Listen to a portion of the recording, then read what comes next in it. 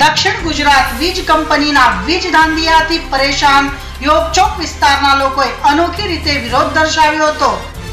Power cut થતા લોકો ગાદલા તકિયા લઈને ડીજીવીસીએલની કચેરીએ પહોંચી ગયા હતા અને ત્યાં જ અડીંગો જમાવીને બેસી ગયા હતા।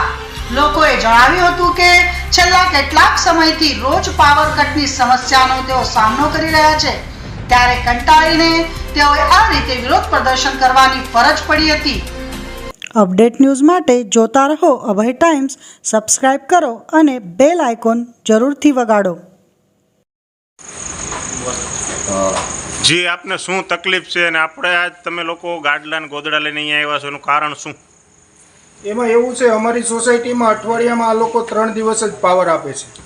રોજ રાતના 9 થી 10 વાગે પાવર કાઢી લે છે અને પછી મેસેજ મોકલી દે છે કે રાતે 2 વાગે આવશે, 1 વાગે આવશે।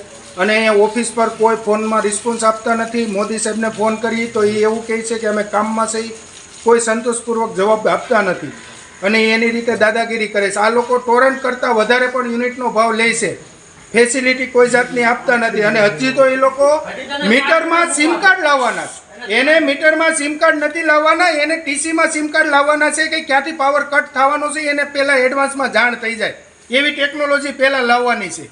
આ લોકોને એકદમ ગુલ્લુ બનાવવાના અને ગુમરાહ કરવાની વાતો કરે છે।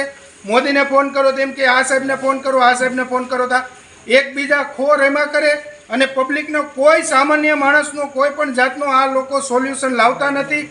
અને આ ડેઇલીનું રૂટીન કોઈ પણ આ કારગિલ ચોક ફીડરમાં કોઈ પણ માણસ કોઈ પણ સોસાયટીને પૂછી લ્યો, હરરોજ પાવર જાય, દિવસમાં એક દિવસ પાવર ન ગયો એવો એક દિવસ બન્યો જ નથી।